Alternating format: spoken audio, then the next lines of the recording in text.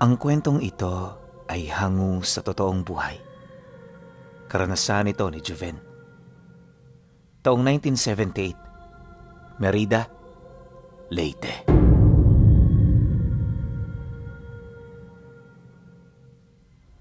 Noong mga panahong ito, isang manunulat ng libro si Joven.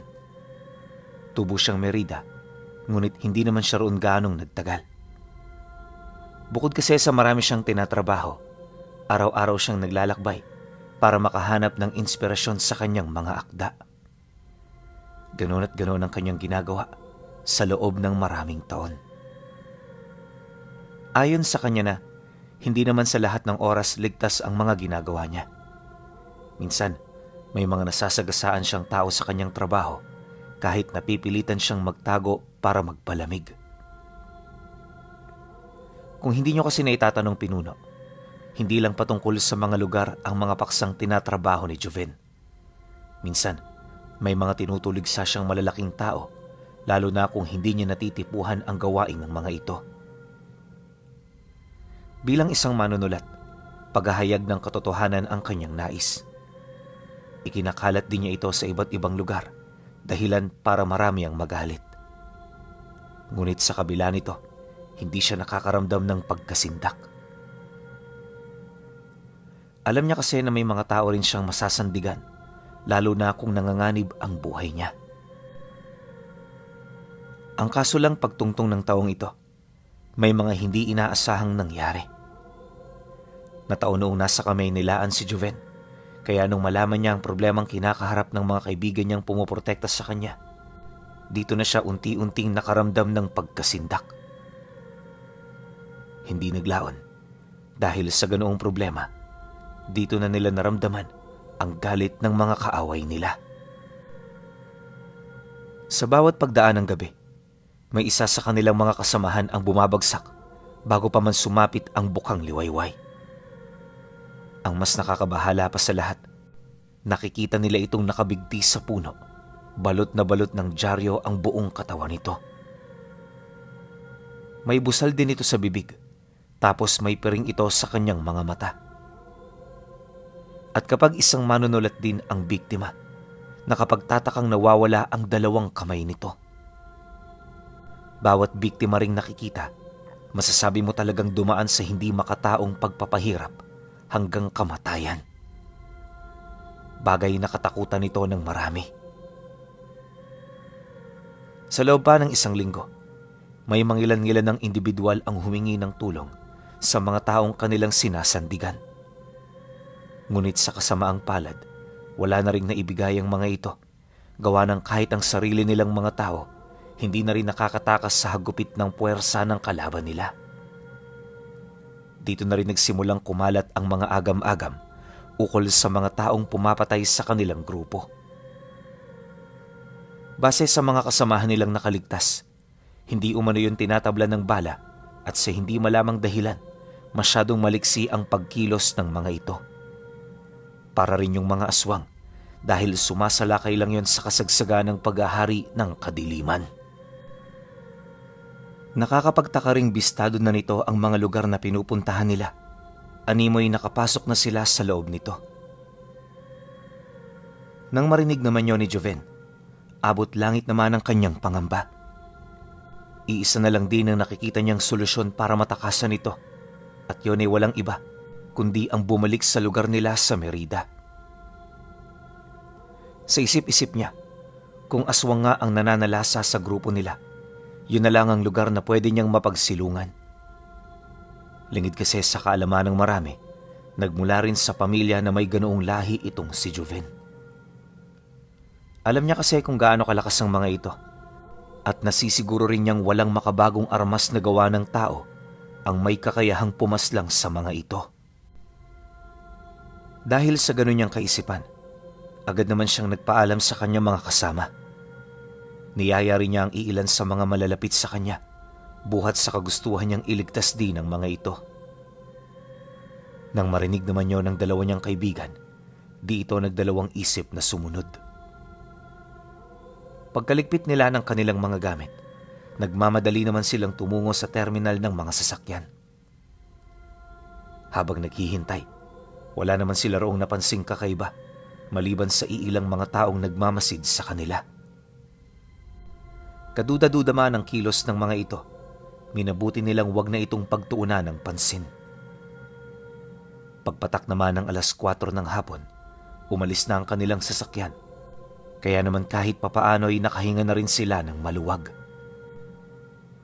Habang binabaybay naman nila ang daan, dito na sila nagsimulang mag-usap ukol sa kanilang pupuntahan. Yung dalawa niyang kaibigan, tuwang-tuwa na kasi matagal na nilang pinapangarap na makapunta sa lugar na kinagisna ni Joven. Ngunit habang nagtatanong ang mga ito sa kanya, hindi niya maipagkakaila ang matinding pagkabahala. Alam niya kasi ang ugali ng kanyang pamilya kapag nakakakita ito ng mga dayuhan. Hindi rin mahalaga kung kasama niya ang mga ito, gawa ng wala itong sinasanto kahit sa kanilang pamilya. Matapos naman nilang mag-usap-usap, may hinahon naman niya itong pinaalalahanan na huwag magpakakampante sa kanilang lugar. Dagdag pa niya na mababait ang mga tao roon, pero hindi mo gugustuhin na magalit ang mga ito. Mas mainam ding siya lang ang magsasalita upang hindi magkaroon ng galit sa kanila ang mga taga roon. Dahil sa kanyang sinabi, agad namang umalma ang kasama niyang itago na lang natin sa pangalang Boboy. Hindi kasi nito nagustuhan ang kanyang mga paalala dahil parang lumalabas na nananakot siya. Huwag naman sanang ganyan, Joven. Pamilya mo yun. Kaya rerespetuhin nun ang iyong mga bisita. Mas maganda siguro, huwag na natin pag-usapan ng tungkol dyan. Baka magkapikunan pa tayo eh. Nang marinig naman ni Joven ang sinabi nito, napabuntong hininga lang naman siya habang tumitingin sa malayo. Sa halip di na sumagot, pinili na lamang niyang manahimik, gawa ng alam niyang hindi magpapatalo ang kaibigan niyang yon. Ilang minuto pa ang lumipas, minabuti na rin nilang magpahinga hanggang sa sumapit na ang sumunod na araw. Ayon kay Joven Pinuno, inabot ng 3 araw ang kanilang paglalakbay para lamang marating ang kanyang probinsya. Awa naman ng Diyos, wala silang naranasang aberya kung kaya't nakarating sila sa lalong madaling panahon. Pagdating naman nila ng baryo, dito na sila sinalubong ng kanyang mga kamag-anak. Ang kaso lang, pagsilay nito sa kanyang mga kasama, hindi nito maiwasang mag-alangan. Sa halip di na sabay-sabay ang mga itong lumapit sa kanila, ang ama niya lang ang naglakas na loob na lumapit. Pagharap nilang dalawa, seryoso nitong pinagmasdan ng kanyang mga kasama, kasabay ng pagwika nito sa kanya ng, Alam mo ba ang ibig sabihin ng ginawa mong ito, Joven? Sabi ko sa iyo noon pa, galit ang mga kababaryo natin sa mga dayo. Tumingin ka sa paligid, pagmasdan mo ang kanilang mga muka. At ikaw na mismo ang magsabi kung natutuwa ba sila sa iyong ginagawa. Nang marinig naman ni Joven ang sinabi nito, agad naman siyang napasilay sa dalawa niyang kasama. Umikot din ng bahagya ang kanyang paningin sa paligid hanggang sa magdesisyon na siyang magwika. Ayon sa kanya, hindi yun ang problema na dapat niya ngayong iniisip dahil sa may mas matinding panganib pa silang kinakaharap. Mariin din niyang inilahad, di naman sila magtatagal sa lugar kaya wala itong dapat na ipag-alala. Sa pagpapatuloy naman ng kanilang pag-uusap, buong puso siyang nagpakumbaba at nagmakaawa sa kanyang pamilya. At para naman maunawaan ng mga ito ang kanilang sitwasyon, inilahad niya ang lahat ng mga pinagdaanan nila sa kamay nilaan. Nang marinig naman ng tatay niya ang kanyang sumbong, wala na rin itong nagawa kundi sa siya ay pagbigyan. Gaano man kasi katindi ang kanyang kasalanan, sadyang hindi nito kayang talikuran ang obligasyon ng isang magulang. Nang wala na silang mapag-uusapan, sama-sama silang pumanhik sa kanilang tahanan. Para naman maging komportable, agad sila roong binigyan ng 2 silid. Isa sa kanya at isa naman para sa 2 niyang kasama. Sa loob ng ilang araw na pamamahinga, unti-unti namang nabago ang kalagayan nila. Yung dalawa niyang kaibigan, hindi na binalak pang umalis sa baryo, gawa ng pakiramdam nila walang gagalaw sa kanila sa lugar na yon. Maliban sa ganoong bagay, wala rin itong nararamdamang kakaiba sa pamamahay nila. Literal na isang ordinaryong buhay ang kanilang nararanasan doon. Ngunit lingid sa kanilang kaalaman, meron palarong nangyayaring hindi nila nalalaman. Ayon kay Joven, na kapag gabi magulong-magulo ang bahay nila. Bukod sa gising ang lahat ng naninirahan dito, hindi rin magkamayaw ang kanyang mga kadugo sa paglabas-masok ng mga katawan ng mga biktima na kanila namang nakuha noong mismong gabi. Dagdag pa niya na, sa bawat gabing dumaraan, halos mapuno ng dugo ang sahig nila. Nagsisilbering kataya ng kusina, gawa ng bago ikinakalat sa baryo ang kanilang mga pagkain, doon yun kinakatay. Lahat ng magagandang kalidad ng karne ay naiiwan sa kanilang tahanan upang magsilbi itong pagkain ng kanyang mga kapatid at magulang. Nabanggit din ni Jovena, kahit siya lang ang pangkaraniwan sa kanila, hindi rin niya maipagkakaila ang dugo ng aswang na nananalaytay sa kanyang katauhan. Ang pinagbasehan niya nito ay yung kagustuhan din niyang kumain ng hilaw na karne ng tao. Pero hindi naman yun araw-araw pinuno. Minsanan lang ito kung gawin ni Joven. Tipong pagramdam niya lang talagang kumain. Magmula rin noong naging manunulat siya, bibihira na rin siya kung makatikim ng ganoong delikasiya dahil sa trabaho. Sa loob ng ilang araw ng kanilang pananatili, wala naman siyang napapansing kakaiba sa kanyang mga kadugo.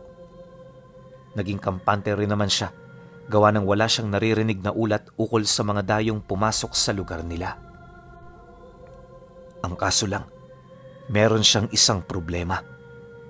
At yun ay walang iba, kundi ang pagkakaroon ng interes ng mga kadugo niya sa kanyang mga kasama. Noong una, medyo kumpiyansa pa naman siya, gawa ng nakabase sa tatay niya ang desisyon ng lahat. Nasisiguro rin niyang walang kahit na sino sa kanilang lugar ang may kakayahang kontrahin ng otoridad nito. Dahil sa ganoong paniniwala, hindi na siya nag-isip ng kung ano-ano. Subalit makalipas pa ang 7 araw, dumating na nga ang pangyayaring kanyang kinakatakot. Gabi noon ng Biyernes, habang nagpapahinga itong si Joven sa kanyang silid, bigla na lamang siyang nagising nang makarinig siya ng sigaw ng kanyang mga kaibigan sa kabilang silid. Nakarinig din siya ng malalakas na kalabog, kaya pagbangon niya sa kanyang hinihigaan, diretso na siyang lumakad patungong sala. Pagbukas niya ng pinto, laking gulat na lamang niya nang tumambad sa kanya ang mga kadugo niyang nagtitipon sa loob ng kanilang pamamahay. Bawat isa sa mga ito, nanlilisik ang mapupulang mga mata habang matyagang naghihintay ukol sa kung ano ang nangyayari sa silid ng dalawa niyang kaibigan. Makalipas pa ang ilang minuto, agad namang nagsisisigaw itong si Joven habang tinatanong ang mga ito ukol sa kung ano ang mga nangyayari. Maya-maya pa, dito na lumabas ang tatay niya sa silid ng dalawa habang nagsasabi ng, "Pasensya ka na, Joven. Kailangan na namin silang iligpit. Hindi maganda ang kutob namin sa kanila simula pa lang nung una. At nakumpirma rin namin na mga espiya sila ng mga taong naghahanap sa inyo. Kung duda ka, tingnan mo ang liham na ito. Binalak nila itong ipuslit sa isa sa mga kabataan natin dito." Pagkasambit naman doon ng tatay niya, marahan niyang kinuha ang iniabot nitong ulat. Dahan-dahan niya itong binuksan, kasabay ng tahimik niyang pagbabasa sa mga nilalaman nitong detalye. Matapos naman niyang mabasa ang lahat, dito na niya nasilayan ang labi ng dalawa. Pugot ang mga ulo nito, tapos may malaki itong hiwa sa dibdib na tinahi gamit ang maliit na baging. Nang makalabas na ang kanilang bangkay, sumunod naman ang isang palanggana na naglalaman ng kanilang mga laman loob. Paglabas naman ng mga ito sa kanilang tahanan, kalmado lang naman siyang sumunod para makita ang gagawin ng mga ito sa mga bangkay. Madalas kasi sa ganoong pangyayari, Pinuno, nagkakaroon ng panandaliang selebrasyon sa kanilang lugar. Nang marating naman nila ang liwasan, dito na tumambad ang iilan sa mga kakilala niya na naghahalo ng mga rekado at nagpapainit ng tubig. Sa pinakagitnang bahagi rin ito, naroon ang isang malaking siga na gagamitan nila pangluto sa karne ng mga kaibigan niya. Matapos naman niya itong masilayan, tahimik lang naman siyang lumapit sa kanilang padre de pamilya. Pagsilay naman ito sa kanya, agad naman siya nitong tinanong kung nagalit ba siya sa kanilang ginawa. Nang marinig naman yun ni Joven, umiling lang naman siya habang nagpapaliwanag. Anya, wala namang masama sa naging desisyon nito.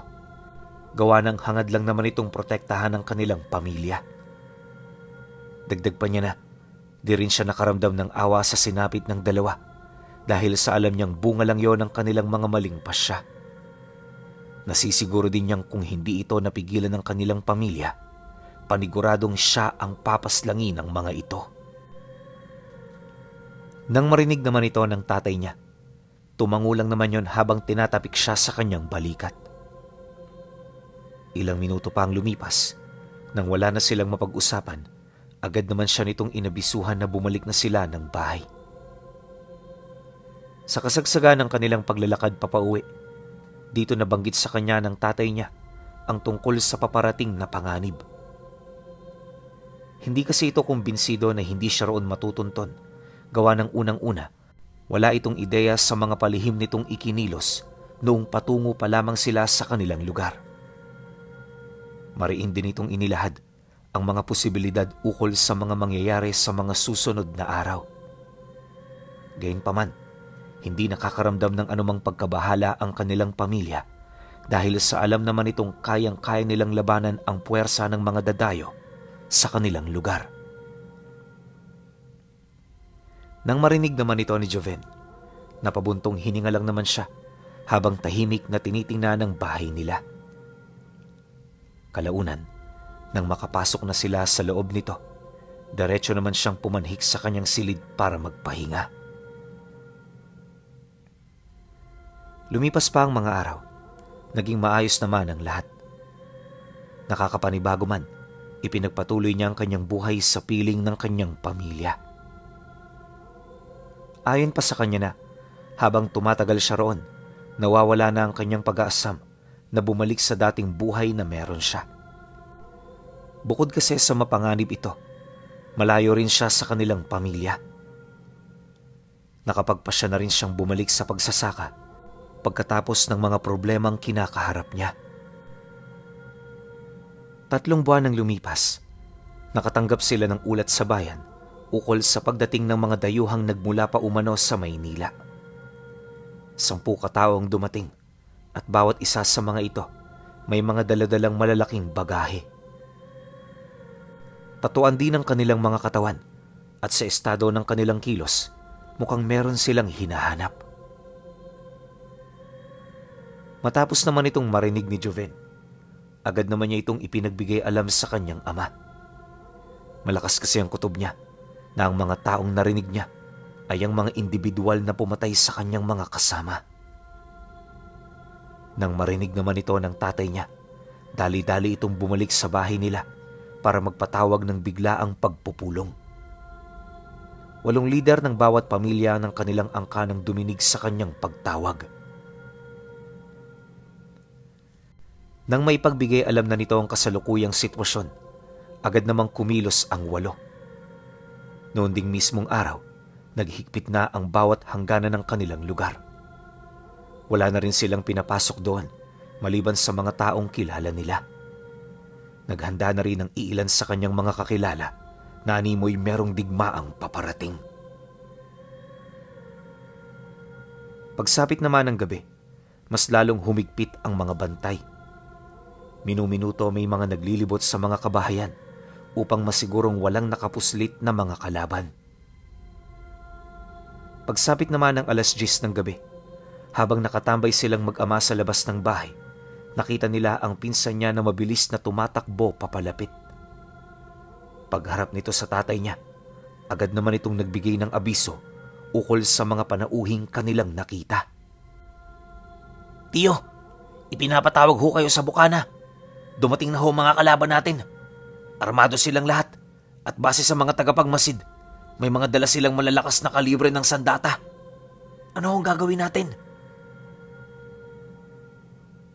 Nang marinig naman ito ng kanyang ama, agad naman itong lumakad patungo sa bukana. Paglabas naman nila ng bahay, napansin niya ang pagsunod ng kanyang mga kapatid na may mga nanlilisik ding mga mata. Bawat isa sa mga ito hindi rin umiimik, indikasyon na meron itong malalim na iniisip.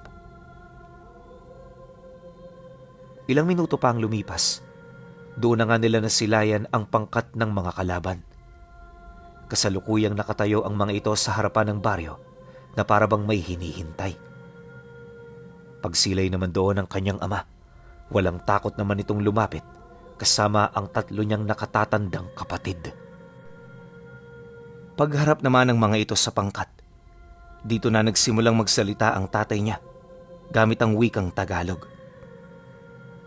Bagaman hindi pa ito nakakarating ng Maynila, nakapagtatakang dire-diretso na ito kung magsalita.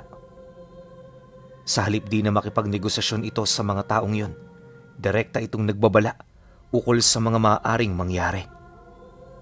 Babala pa nito, hindi sila ang tipo ng pamilyang pwede nitong masindak ng mga dala nilang armas.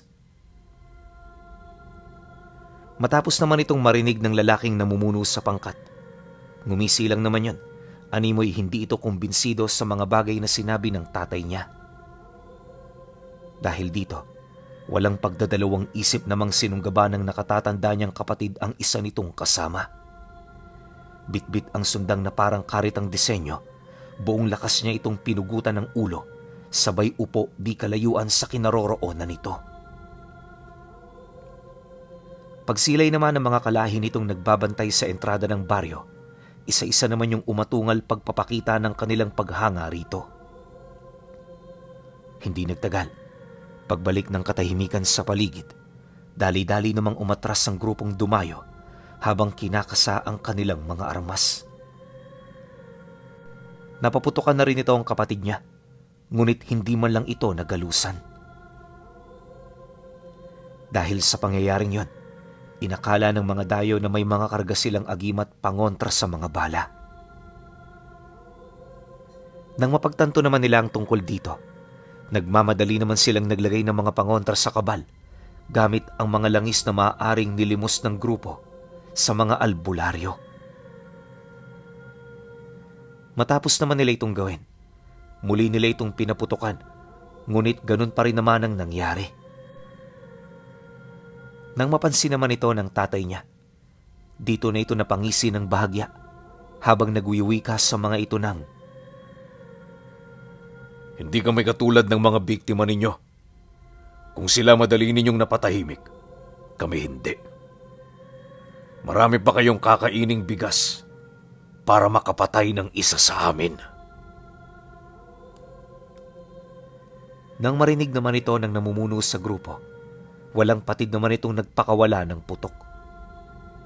Pinuntirya rin ng mga ito si Joven, subalit hindi man lang nila yon nagawang magalusan. Kalaunan, nang maubusan na ng bala ang kanilang mga sandata, dito na nagsimulang sumugod ang mga kasamahan nila. Para itong mga bubuyog na mabilis pinagtulungan ng mga dayo hanggang sa madisarmahan na nila ang mga ito. Upang masiguro ring hindi na yon makakatakas pa, tinalian nila ito sa mga bisig at binti bago itali sa kawayan na parang baboy ramong nahuli sa gubat. Pagkatapos, pinasan nila ito papasok ng baryo. Ang pinuno naman ng mga dayo, dinala ng kanyang ama patungo sa bahay nila. Habang pinaparusahan ang mga kasamahan nito, sinikap nilang makakuha ng sapat na impormasyon ukol sa mga nangyayaring patayan. Unang tanong pa lang, hindi na nakapagsinungalingan lalaki Dahil kapag sinubukan niyang magsinungaling, isang daliri kaagad ang mapuputol sa kanya.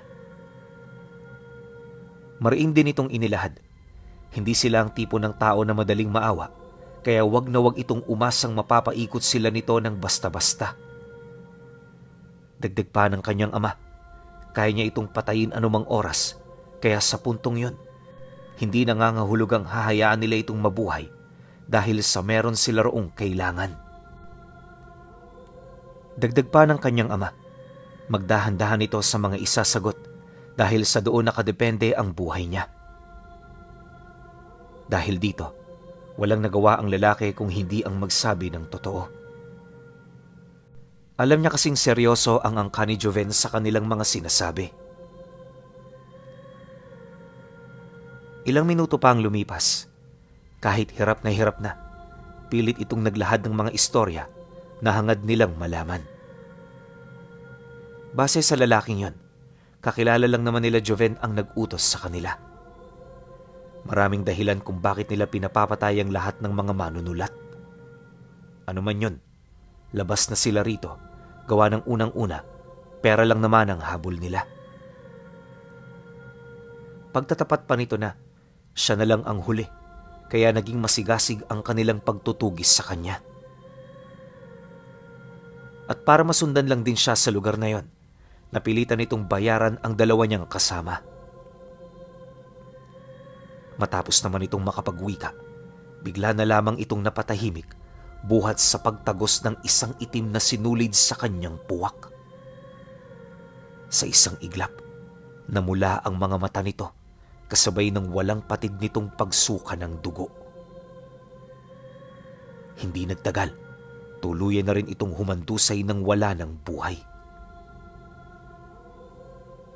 Nang mapansin naman ito ng kanyang mga kapatid, agad naman nila itong pinagtulungang dalhin sa labas.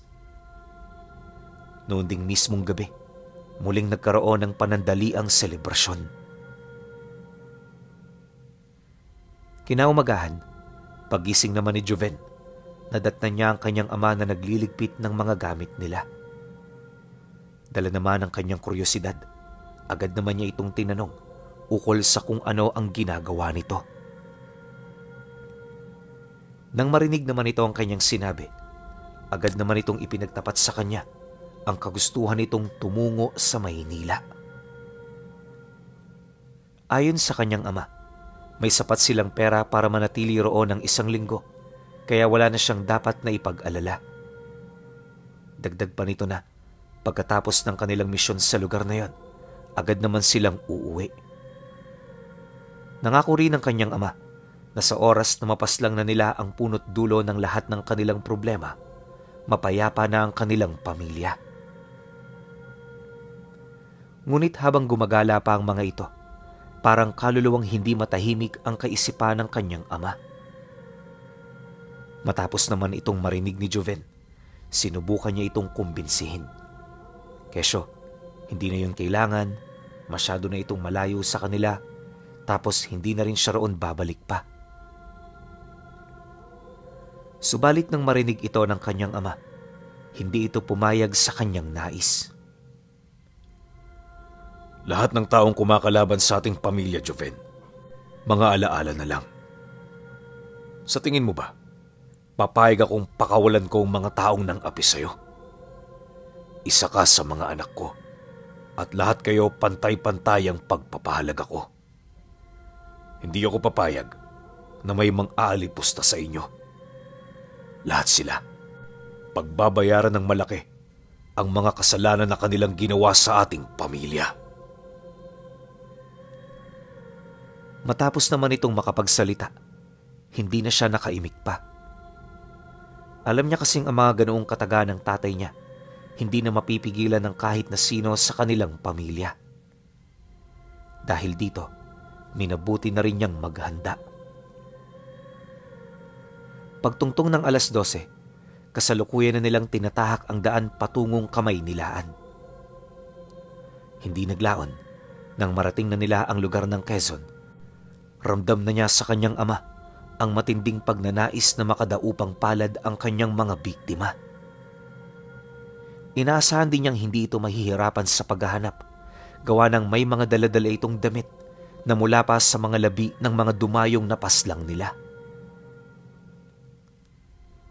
3 araw ang lumipas, naging masigasig ang pagtunto nito. Ayon kay Joven Pinuno, kung saan saang lugar na sila noon nakapunta para lamang mahanap ang mga individual na pakay nila. Dagdag pa niya na nakarating na rin sila sa mga lugar na bago lang sa paningin niya, kaya na may hindi niya maiwasang magtanong sa kanyang ama. Wala naman siyang pagdududa, Pinuno. Ang kaso lang, medyo natatagalan na ito. Inakala rin niyang imposible na itong makita, pero 5 araw bago matapos ang linggo, natagpuan nila ang eksaktong pinagtataguan nung mga taong nagtangkas sa buhay niya. 1 buong araw itong pinag-aralan ng kanyang ama bago ito magdesisyong lumusob. Kinagabihan matapos ang pagmamanman, habang nagpapahinga ang karamihan sa mga tao roon, dahan-dahan na sila ritong lumapit. Maraming bantay sa pakay nilang bahay, ngunit sa loob ng kalahating oras, nalipol ito ng kanyang ama. Dahil dito, nakalapit sila sa entrada ng bahay nang walang nakakatunog. Pagbukas naman nila ng pinto, dito na ito walang habas na pumatay. Maliban sa mga katulong at trabahador, nilipol ng kanyang ama ang lahat ng mga kamag-anak nito. Ang lalaki namang pinapakay nila, iniwan nilang buhay nang sa gayoy makita nila ang matindi nitong pagsisisi. Bago rin sumapit ang hating gabi, Pinuno, lahat ng mga tao sa lugar na yon patay na. Karumal-dumal ang ginawang pagpaslang doon ng kanyang ama upang maipakita rito ang kabagsikan ng kanilang pamilya. Dahil sa ganoong pangyayari, wala itong nagawa kundi ang umiyak habang nagmamakaawa sa kanila. Ang kaso lang, imbis pakinggan pa nila ang pagsusumamo nito, agaran itong pinaslang ng kanyang ama. Dumaan din ito sa katakatakot na pagpapahirap bago tuluyang bawian ang buhay. Matapos ang ganoong pangyayari, halos napabuntong hininga lang naman si Joven habang tinitingnan ang mga labi ng mga batang nakahandusay sa sahig. Nakakapanlumo man kung titingnan, sadyang hindi niya masisisi ang kanyang mga magulang. Maging siya man kasi, aminadong ganun din ang kanyang gagawin kung sakaling merong manganganti sa kanyang pamilya. Makalipas pa ang ilang minutong pagmamasid nila, agad naman sila roong umalis. Napilitan na ring lumipad noon ang kanyang ama para lamang masigurong walang makakakita sa kanila. Dahil sa ginawa nito, nakabalik sila ng baryo bago sumapit ang bukang liwayway.